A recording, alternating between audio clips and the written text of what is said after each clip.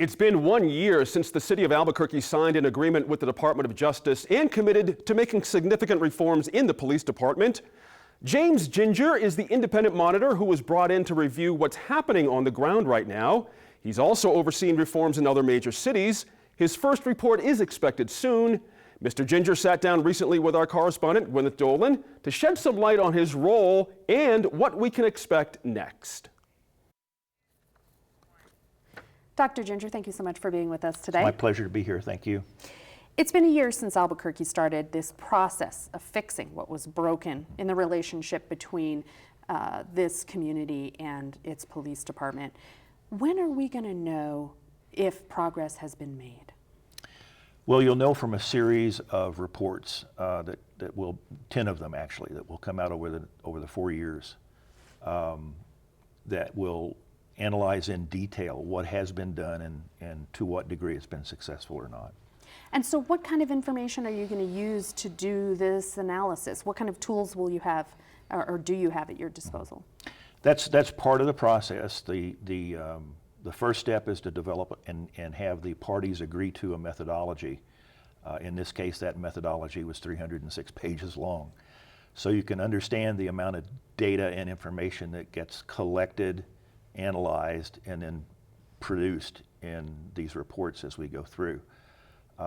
It's been since January, but a great deal of that time is getting the methodology developed, getting it briefed by the parties, negotiating changes to the methodology. Has that been agreed on? Yes, So, finally. So is Finally. it going to be like interviews, police reports, videos? You know, what is the data that you look at to see, oh, this has changed or this has not? We work almost completely with normal course of daily business. So a document prepared in the field, for example, a police report, as opposed to looking at documents prepared by the police department or the city reporting about that event, Right. or analyzing that So event. original documents. Original documentation, Right. things that are created in the normal course of daily business. That tends to make the focus more on the data than the nuance. And so we're in the business of reporting facts, and that's 99% of what you'll find in these reports when they could start coming out. So when you break it down, what are some of the patterns that you've seen in other cities, for example, that we might see here from that data? So, you know, you looked at X number of reports, and so what might you have seen? What kinds of patterns? Well, in my experience, and this is the fourth one of these that I've done, so I have a fair bit amount of experience about how this flows. The first data that begin to come out basically validate the complaint, so to speak. You find that if in the complaint there was an allegation of X, the data tend to support that, because the process of writing those complaints and adjudicating these documents is fairly thorough, and it tends to be fairly data-based.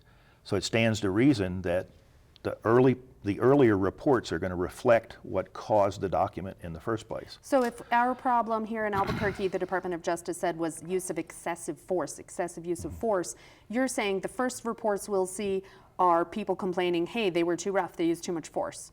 We'll actually see the event itself. This is unique, probably for the first time in the history of these projects, with a couple of exceptions. We're actually going to see the event. We'll be able to interpret the event from body the lapel cam. videos, right? So as opposed to reading the officer's report and reading the statement of the individual who was arrested, possibly even interviewing some folks, we actually see from a multitude of perspectives what actually happened.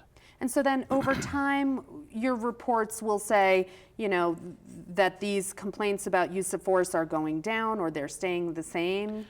Or they're going up. Or they're going up? Right. Yeah. I mean, we just don't know, because none of this is predictable. Based on past performance, we can take an educated guess that what happens is what we see in the first few reports is very similar to the allegations in the complaint and the settlement agreement.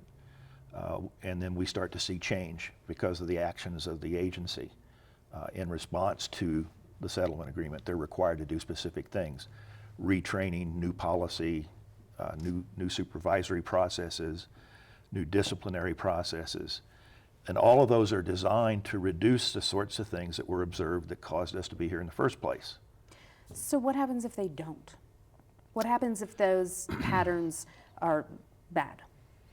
If they continue the way they were before we got here, or if they don't decline, if the good things don't go down, if the bad things don't go down and the good things don't go up, we could be here a lot longer than 4 years. Well, what power do you have? I mean, do you have the power to say, hey, change this stuff? These patterns aren't good? What is within your power and the power of your board, your group, to change that? Well, we cannot dictate to the police department. We have a lot of police officers on our team, former police officers, including myself. But we're not police officers, we're not police managers, we're a monitoring team. We can inform the department about what we find.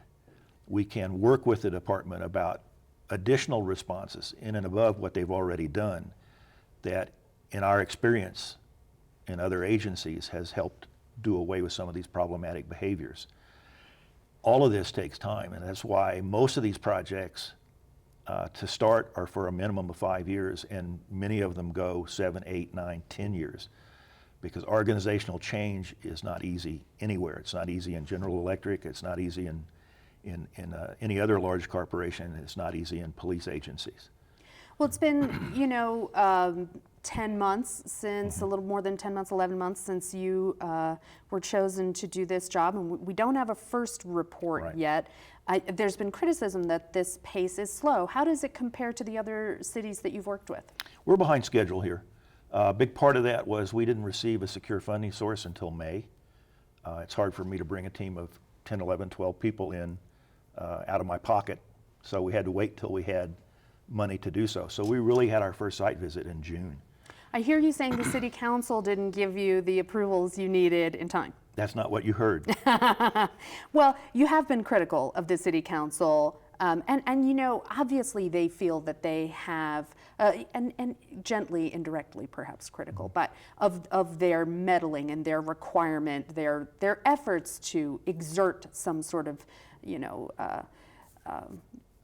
supervisory role over you, but you report only to the Department of Justice, right? No, that's not correct. I report to the courts. judge. To the judge, I right. report to the federal court. No one on this team, no one in the city, no one else has ever used the word meddling in relationship to city council. What a fact is, and that's, I deal in facts. A fact is we were selected in January. We received a secure funding source in May, and we got our first site visit in June.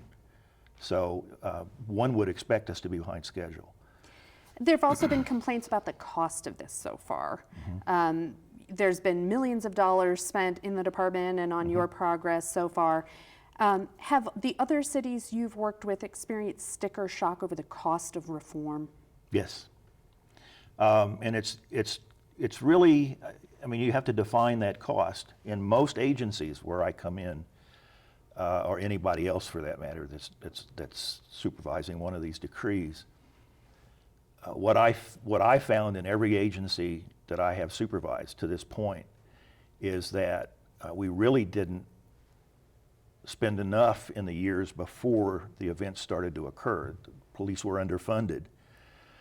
And all we're doing with these, what appear to be massive expenditures, is catching up for maybe 25 or 30 years of underfunding of the agency, which led to some of the issues that we have with the agency. So money's going to make this right? No, process will make this right, but you can't do process sometimes without funding. For example, if you want to double the training for a police officer, you have to pay for it. If you want to use on-body video cameras, you have to pay for it. If you want to train supervisors so that they're actually doing their job, not just managing paper, you have to pay for that training. And those tend to be the types of things that weren't done for 5, 10, 20 years previously. So it would be like getting behind on your house payment. 1 month you can catch up on fairly easily. 2 months, a little more difficult. Imagine being 20 years behind on your house payments. Well, I wish I could get that far behind. We just have about 1 minute left. Who is ultimately going to be responsible for making this change happen? The police department in the city of Albuquerque. It's not my job. My job, I'm the monitor, I'm not the changer. So my job is to monitor and report on how they do their job. And it has to be that way. Nobody else can do it. I mean, we could theoretically come in and say, do this, do this, do this, do this, and you know what would happen. So it's got to be a process of working with the agency, getting them to understand, and this agency does, it understands where they've been deficient, it understands why they've been deficient, and they're in the process and have been for quite some time of remedying that. Dr. Ginger, thanks so much for coming in and talking to us about this today. My pleasure.